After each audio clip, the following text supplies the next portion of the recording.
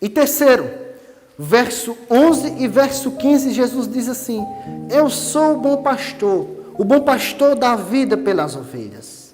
Verso 15, assim como o Pai me conhece a mim, eu conheço o Pai e dou a minha vida pelas ovelhas. Eu quero, irmãos, aqui entrar com vocês um pouco na doutrina da expiação. Inevitavelmente, a doutrina da expiação traz consigo outras palavras como substituição, redenção e propiciação. Tudo isso e muito mais Jesus fez por nós. A primeira coisa que eu quero dizer aqui a todos nós é que o sacrifício de Jesus, ele é substitutivo, ou seja, ele toma o nosso lugar. Por quê? Porque era simplesmente impossível, irmãos, qualquer ser humano, nascido de mulher em pecado, morto em seus delitos e pecados, oferecer um sacrifício que agradasse a um Deus soberano, santo, justo e reto. Deus exigia um pagamento imaculado e somente Cristo era capaz de preencher todos os requisitos que Deus pediu. 1 Pedro capítulo 1, verso 18 e 19 vai dizer o seguinte: sabendo que não foi com coisas corruptíveis, como prata ou ouro, que fostes resgatado da vã maneira de viver. Por tradição recebeste os vossos pais, mas com o precioso sangue de Cristo, como de um cordeiro imaculado e incontaminado, vocês foram comprados. Cristo sofreu, meus irmãos, em nosso lugar. Todas as nossas obras, todos os nossos maiores esforços diante de Deus, para fazermos um sacrifício para agradarmos a Deus, é simplesmente inútil. Somente Jesus Cristo foi capaz de nos substituir, de substituir as suas ovelhas diante de Deus. Jesus. Vamos ler Isaías capítulo de número 53. Isaías 53, versos de número 4, 5 e 6 e 7. Diz assim, Isaías 53. Certamente Ele tomou sobre si as nossas enfermidades e as nossas dores levou sobre si. E nós reputávamos por aflito, ferido de Deus e oprimido. Mas Ele foi transpassado pelas nossas transgressões e moído pelas nossas iniquidades. O castigo que nos traz a paz estava sobre Ele, e pelas suas pisaduras fomos sarados. Todos nós andávamos desgarrados como ovelhas, cada um se desviava pelo seu caminho. Mas olha o que Deus fez, mas o Senhor fez cair sobre Ele a iniquidade de todos nós. Somente porque Deus colocou os nossos pecados, os pecados da igreja, os pecados das suas ovelhas, em Jesus Cristo, é que nós podemos ter salvação. E isso significa substituição. Sai você e entra Jesus em nosso lugar. Segundo, redenção.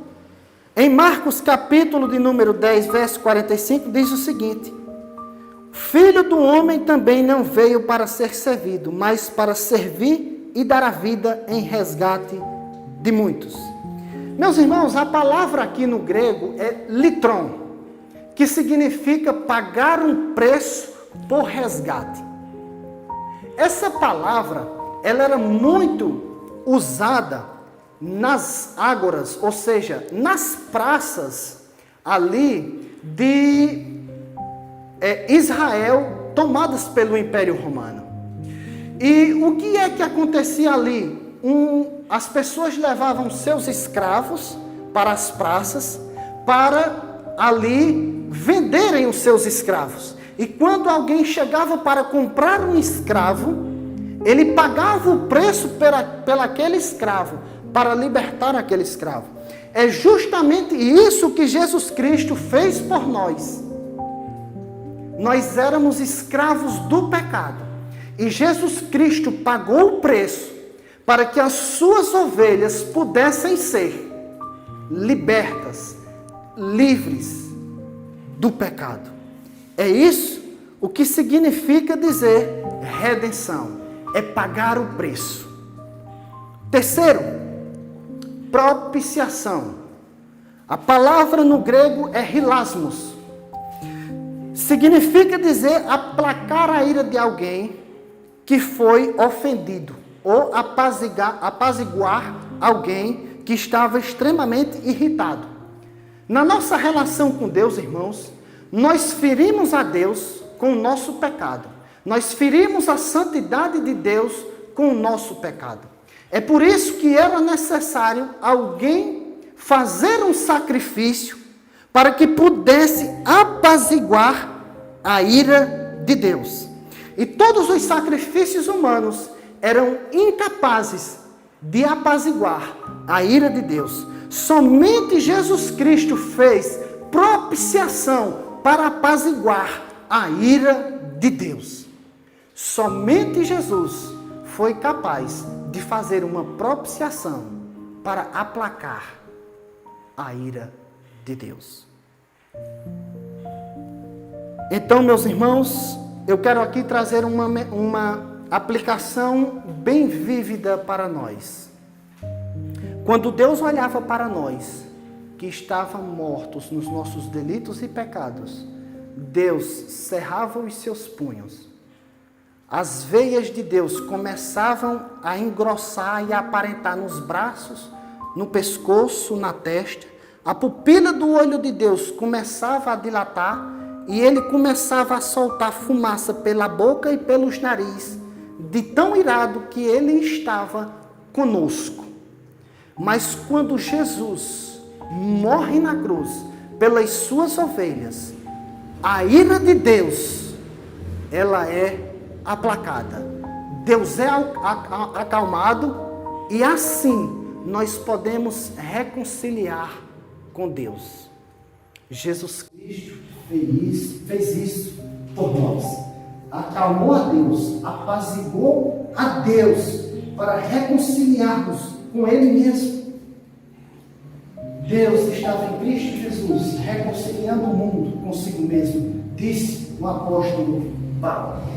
Mas aqueles que não creem, não se arrependem, não escutam a voz de Jesus, no dia do juízo final, terão que encarar um Deus completamente irado, santamente irado, e terão que aguentar eternamente a ira santa e justa de Deus por toda a eternidade. Ainda há tempo de escutar a voz de Jesus e seguir o bom pastor. Ainda há tempo de correr aos pés da cruz e ter os pecados substituídos, pagos, propiciados e uma redenção feita por meio de Jesus. Mas todos aqueles que morrerem em rebeldia contra Deus, contra a voz de Jesus e contra o que Ele ensinou, terão que enfrentar um Deus irado por toda a eternidade.